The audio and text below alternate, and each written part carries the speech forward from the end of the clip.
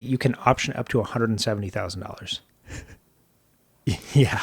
Meanwhile, Dark Horse SC, they announced pricing for the not GT500. not GT500. Yeah, the Dark Horse SE. You hear about this? I did not hear about the pricing, no. This will be more, possibly significantly more, than the Grand Sport we were just talking about. How and why? It's also true of the GTD. It's way more than the ZR1. Yeah, you could argue the GTD is more of a track-focused car, which is unfortunate that the ZR1 is faster and a better daily car. And a better deal. The GT500 that this is ostensibly replacing, it last, I think 2022 was the last model year for the GT500.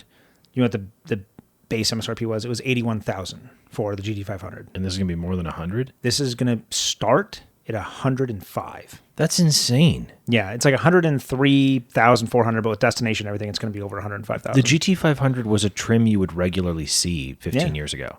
That is not the case anymore. You will see one of these in a blue moon. Pricing's pretty great, and that's base. If you had any options to it, It skyrockets. you for sure. can get it. You can option up to $170,000. Yeah, Do you know how many Miatas you could buy for that and have way more fun? more power too. Yes. 170,000 you could buy if you bought the absolute top of the line most expensive and option everything on it.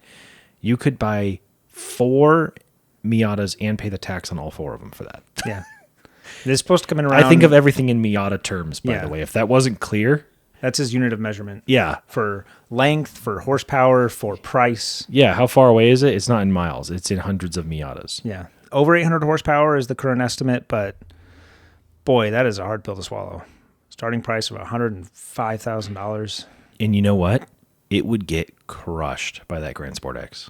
Oh, yeah. To be fair, there's quite a bit of performance upgrades going on here. You can option carbon ceramic brakes, you can option carbon rims, and that 170,000 special edition package I talked about, that's all the carbon stuff is what adds a lot of expense to that. I think the carbon ceramic brakes alone are like 15 or 20 grand. Who has $170,000 burning a hole in their pocket and goes, I'm going to buy a Mustang? Yeah, that's tough. When you can get something that the average person's going to look at it and go like, that's a Mustang. That's just like the rental car I got. If I saw this from 100 feet away, Except for the rear. the rear wing and diffuser, if I yeah. was looking at it a little bit. But I mean, yeah, like you said, it's not that different looking from a normal Mustang. And for $170,000. And even if it was really different looking, I don't think of the GTD as like, oh, that's just a Mustang. That's a substantially different vehicle.